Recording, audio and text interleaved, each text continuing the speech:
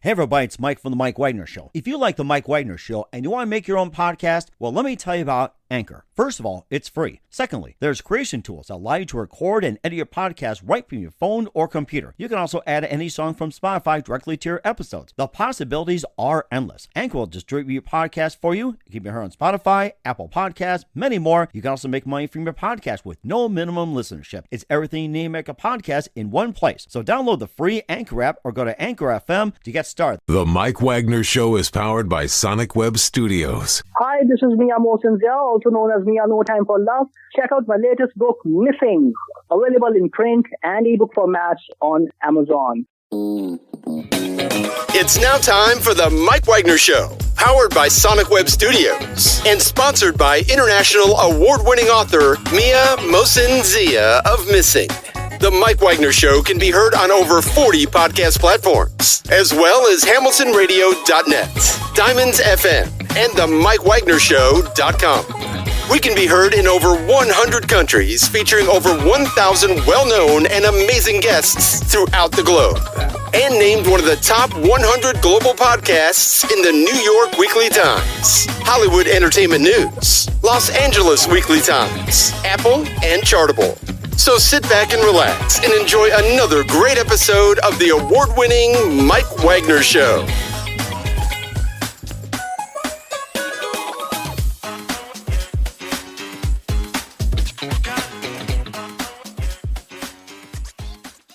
Hey everybody, it's Mike from The Mike Wagner Show, powered by Sonic Web Studios. Visit online at sonicwebstudios.com for all your needs. Look at a professional website without breaking your budget. Sonic Web Studios is the answer.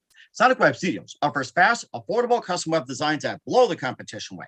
Call today, 1-800-303-3960. That's 1-800-303-3960. Or email to support@sonicwebstudios.com. Mention the Mike Wagner Show, get 20% off your first project. Sonic Web Studios, take your image to the next level. Also, time to give official shout out to our official sponsor of the Mike Wagner Show, international warring author Mia Mosinzia. If you love fast-paced mysteries, you'll love Missing by Mia Mosinzia, available on Amazon in paperback and ebook. Missing is fast-paced and intriguing with an unforgettable twist. Takes place in 4 countries, 2 strangers, 1 target, where truth is illusion and those you love will be the first to go missing. It's available on Amazon in paperback and ebook. Missing by Mia Mosinzia has garnered great reviews, and Eve 11 enjoys by Howard celebrities, including Joanna Cassidy, Forrest Riley, and many else. So grab your copy today for Girls Missing by Mia Mosinzia, available on Amazon. Also, check out the Mike Wagner Show at themikewagnershow.com and over 40 podcast platforms heard in over 100 countries, including Facebook, SoundCloud, Spreaker, Spotify, and iHeartRadio. Also, Anchor FM, iTunes, Google Play, Amazon, Audible, Apple Music. Also heard on HamiltonRadio.net, Diamonds FM, Oldies Radio, and a few other networks coming soon. Take the Mike Wagner Show on any mobile device. Subscribe to the Mike Wagner Show on the YouTube channel. Follow the Mike Wagner Show on Instagram, Twitter, and TikTok today. For great gift ideas, go to Amazon.com and check out the Mike Wagner Show podcast. T-shirts, pop sockets, throw pillows, tote bags, hoodies, baseball gear, and more. Makes great gifts 24/7. Go to Amazon.com and check out the Mike Wagner Show podcast. And for more great gift ideas, go to Amazon.com/Mia Mosinzia for great books like Missing, Once, and Wrinkles. Also T-shirts, pop sockets, hoodies, phone cases, and more. Amazon.com/Mia Mosinzia. Check it out today. I'll support the Mike Wagner Show on Anchor FM, PayPal, the MikeWagnerShow.com. Make sure you give generously today. She's backed by popular demand, the multi-talented American-born award-winning actress, director, and also a choreographer, and with Canadian roots based in New York City. She's a classically trained ballet dancer and award-winning filmmaker, grew up in theater in Hartford, Connecticut. She was also in Manifest, Gossip Girl, Billions, Divorce, and most recently, Delusione. That was part of the Dances with Film Fest. We had around last month about that, and she comes back with a brand new film, which is basically featuring lives of 7 mafia wives. And of course, they lived in beautiful mansions, and to find out, well, some things happened. It turned around, and the stories start to unwind as well, which is similar to the Real Housewives, if you can fill in the blank, or Sex in the City, anything like that. 7 mafia wives, and this is pretty much a unique film called Invicta. Live, ladies and gentlemen, from the Plus Studios in beautiful downtown New York City. The amazing, multi-talented, award-winning director, writer, actor, choreographer, and also with the new movie Invicta, ladies and gentlemen, backed by popular demand, the multi-talented Breton Tyner-Bryan. Breton, good morning, good afternoon, good evening. Thanks for joining us once again.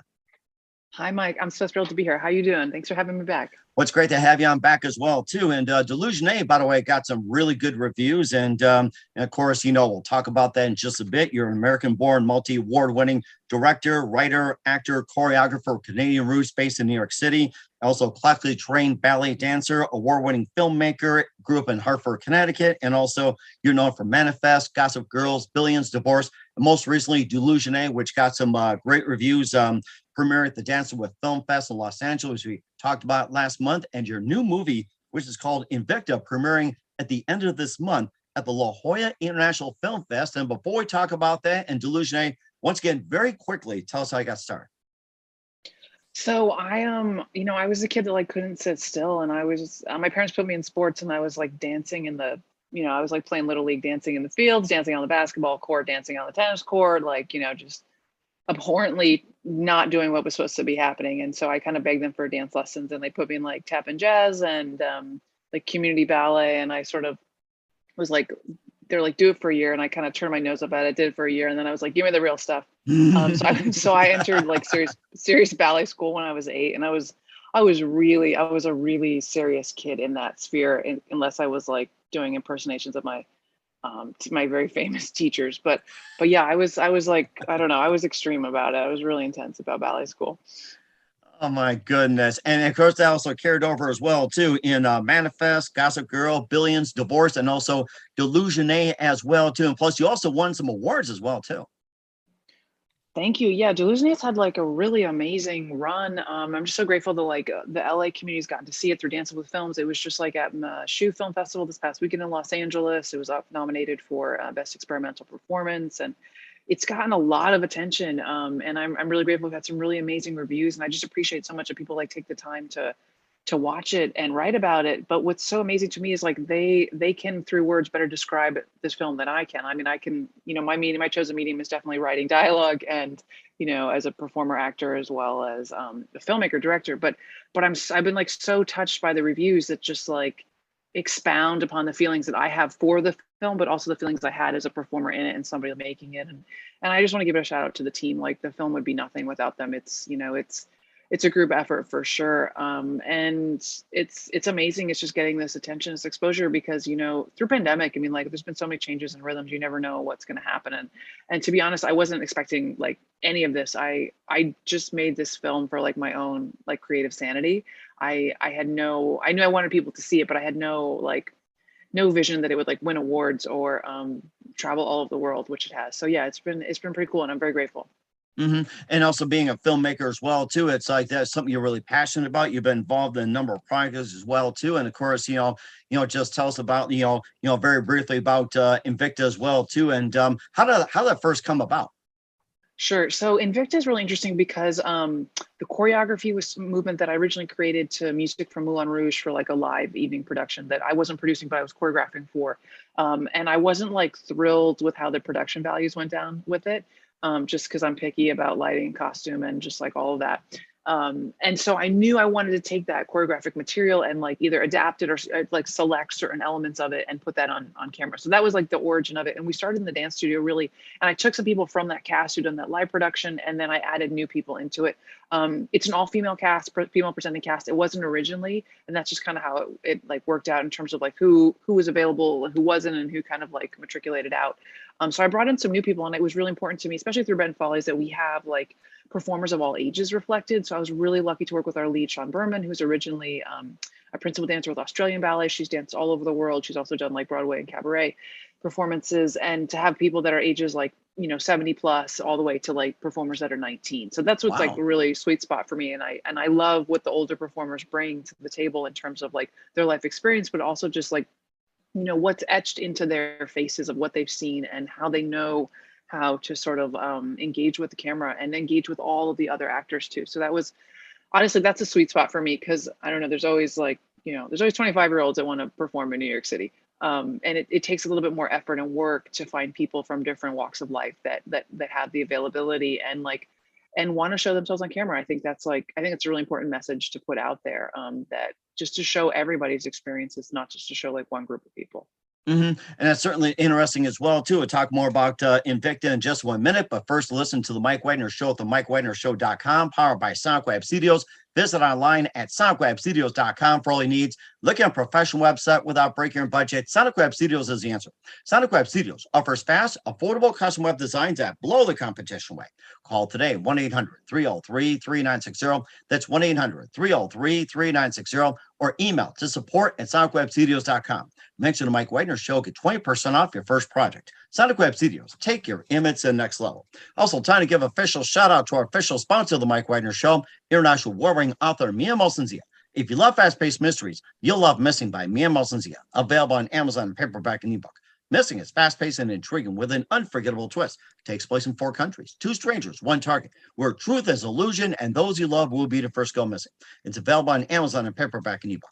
Missing by Mia Mosensia has garnered great reviews, and Eve11 endorsed by Howard celebrities, including Joanna Cassie, Forbes Riley, and many others. So grab your copy today for Girls Missing by Mia Mosensia, available on Amazon. Also, check out the Mike Wagner Show at the MikeWagnerShow.com on over 40 podcast platforms, heard in over 100 countries. Take us with you on any mobile device. Subscribe to the Mike Wagner Show on the YouTube channel. Follow the Mike Wagner Show on Instagram, Twitter, and TikTok today. For great gift ideas, go to Amazon.com and check out the Mike Wagner Show podcast. And for more great gift ideas, go to Amazon.com/Mia Mosensia for great books like merchandise like Missing, Once, and Wrinkles. Also listen to the Mike Wagner Show on HamiltonRadio.net, Diamonds FM, Oldies Radio, and a few other networks coming soon. And support the Mike Wagner Show at the MikeWagnerShow.com, Anchor FM, PayPal. Make sure you do so today.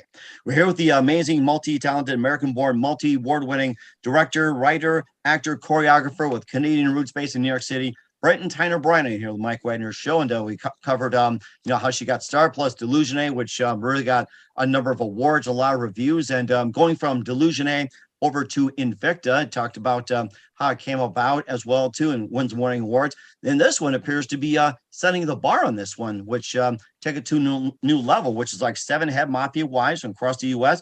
converge in New York City, and of course they find out, well, something went wrong. It's just like one of those typical reality series, the Real Wives of whatever it is. So tell us, how about this? It's like, how do 7 women come together in Invicta? So I won't give away too much of it because I want people to go check it out. Oh, of but course. I mean, they'll probably come get you. We're gonna shoot you, so like Godfather. No, it's like some of the logline is like Godfather meets a runway. So it's definitely inspired by this, like the fashion and the idea that like people are sort of dressed in their best, only to find out they're like locked out of this mansion where they were supposed to have a meeting or supposed to like sort of find a home base, dressed in their finest and with nowhere to go.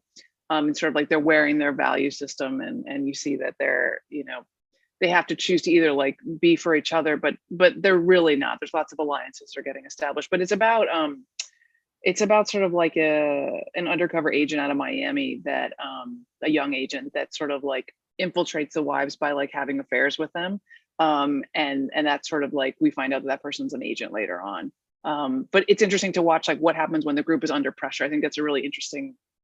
I hate to say that after the past 3 years, but like what happens to groups when they're under pressure in terms of who unites and who fractures, and who makes what alliances and how long those alliances last.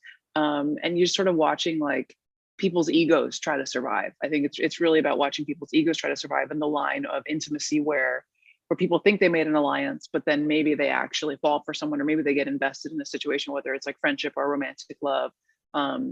It's a little James Bond. It's like, how blurry are those relationships when people are using one another? Mm-hmm. And what made you choose the theme of the mafia?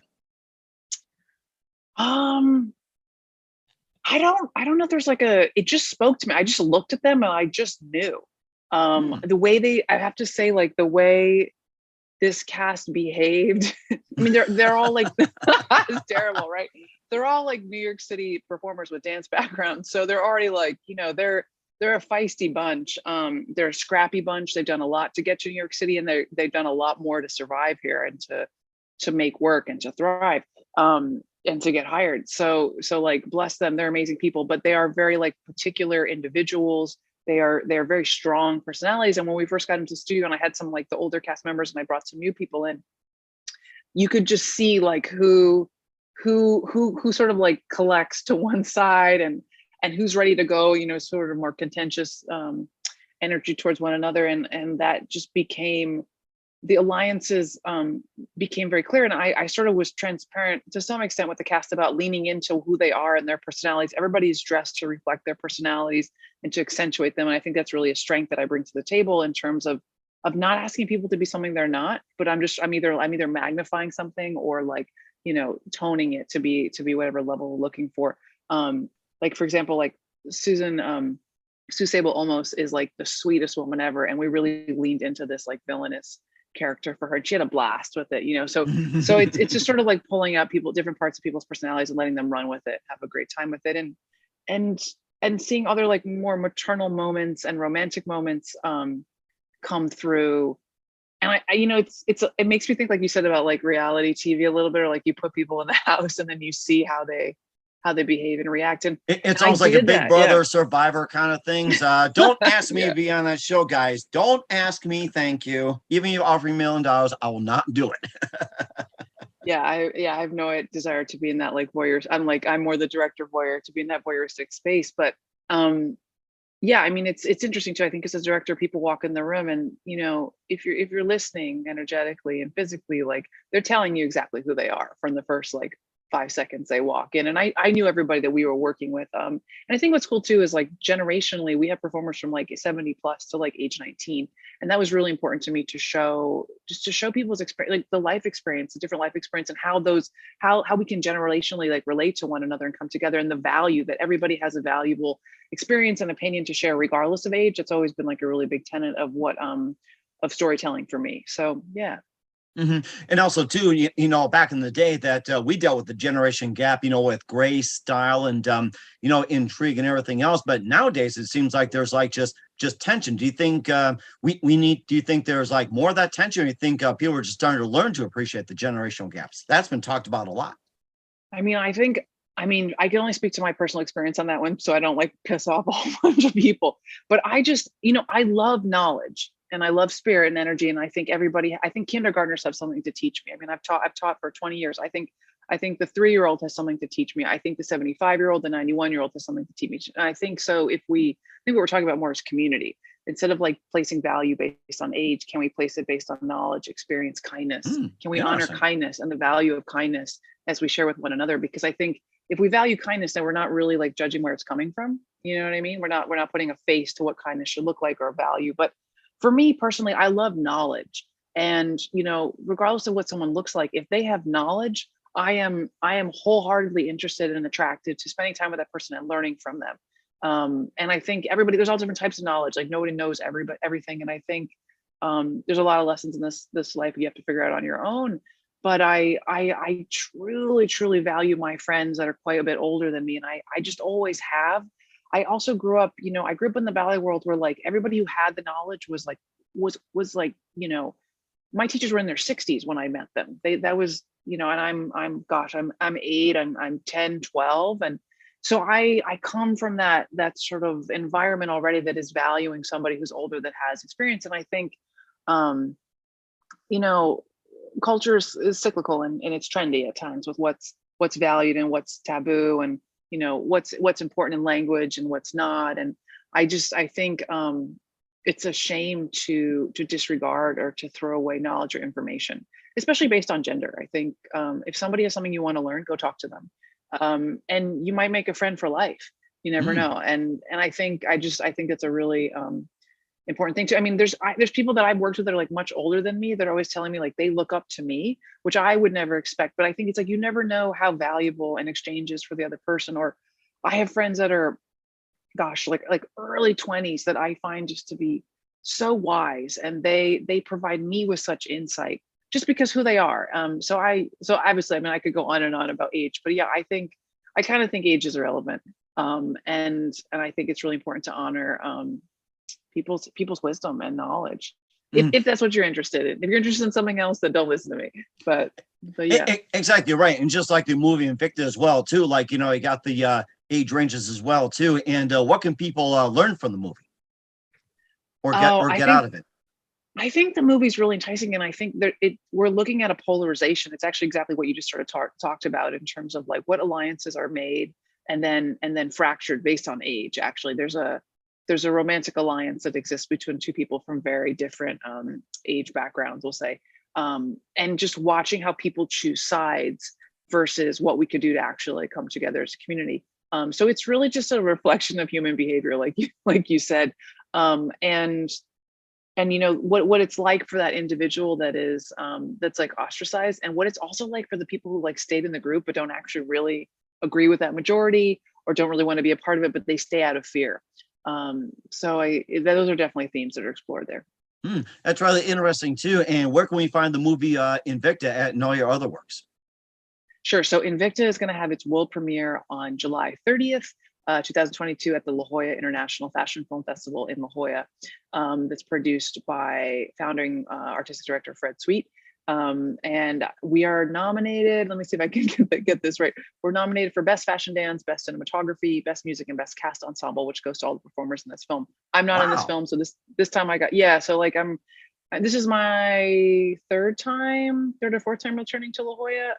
And La Jolla is how I got started making movies. I didn't know anything about the festival circuit till I met Fred. And I'm just so thrilled for this team. I mean, it's an amazing team in terms of cinematography, music, the cast. And it's kind of exciting for me because I'm not in it. So I can just really kind of step back and work on this film and experience it in a different way and devote my attention to these 7 actors and to the architectural choices, like the locations that I used, and to all of the styling. Sometimes it's easier for me to style other people and to work with them. So there's less pressure actually for me to step out of it in that way as a performer. So it was awesome. That's really interesting as well too. We're here with Breton Tyner-Bryan here on the Mike Wagner Show with Invicta. And what else can we expect in 2022 and beyond after Invicta? So there's a film called West of Frank that we shot in pandemic with 14 Broadway performers actually, that I'm in the process of editing and working with that composer. Her name is Fei Chow. She's amazing. She actually did the music for Delusione as well. So she'll be doing the music for West of Frank. And yeah, it has what I can say until the film is released is like, it was shot in a very historically charged location that has like amazing architecture in New York City that's actually closed in pandemic and now is actually opened as of last week. So there's going to be a nice sort of like tandem of when the film is released and the fact that location is now opened. But West of Frank is about characters that come to life in a library that was formerly a courthouse known as the Women's House of Detention in Manhattan. So it's got like this dark underbelly and this sort of like fantastical element of like freedom, knowledge, and joy of what happens when the library is closed. That's interesting. It made me think of a movie, but I can't think of it right now. We'll come back later, and love to have you on talking about that as well too. And of course, we're here with award-winning director, also actor, choreographer, Breton Tyner-Bryan here on the Mike Wagner Show with Invicta. And Breton, always a big thank you for your time. It's great having you back on again, keeping us up to date. And once again, tell us, where can we find Invicta? What's upcoming for you? What's your website? And how can people contact you? Sure. So I'm so excited that Invicta is going to have its world premiere at La Jolla International Fashion Film Festival in La Jolla, California, near San Diego on July 30th. And it is nominated for Best Fashion Dance, Best Cast Ensemble, Best Music, and Best Cinematography. So shout out to that amazing team that made that. And then I think we're just going to see what other festivals it gets picked up at. This is kind of like the big in-person screening of that film. So we'll see what happens with that. And people could find me on social media at Breton Tyner-Bryan on Instagram. You can also find me at Breton Follies NY, which is our production company that like made these films. And of course, if you want to check out Delusione, you can check out _Delusione the film _ on Instagram. We certainly would do. So once again, Breton, a very big thank you for your time, and always great to have you on. Looking forward to having you soon. Just keep us up to date, keep in touch, and definitely wish you all the best. You've got a great future ahead of you. Looking forward to having you on again. Thank you, Mike. You're amazing. Thanks so much for having me back. I really appreciate it. It's been a blast. The Mike Wagner Show is powered by Sonic Web Studios. If you're looking to start or upgrade your online presence, visit www.sonicwebstudios.com for all of your online needs. Call 1-800-303-3960 or visit us online at www.sonicwebstudios.com to get started today. Mention the Mike Wagner Show and get 20% off your project. Sonic Web Studios. Take your image to the next level. Hey everybody, my name is Forbes Riley and I'm an American actress and a TV host. And I was delighted when I got my copy of Missing, which is Extraordinary Relation of Ordinary People based on a real life relationship. It's well written. It's amazing. You know, it talks about a man who has lost his wife and his daughter, and it's very well done. I'm going to highly recommend that you go get your copy of Missing. It is a powerful, exciting read. Mr. Mian Moshe Zia. He is the author of Missing. And I want to give a big shout out and a kiss all the way halfway around the world to my dear friend. Check him out at Mia's website. It's called www.miamotionsea.com. Missing, available on Amazon. Again, I'm Forbes Riley, and I will see you again soon. Bye-bye.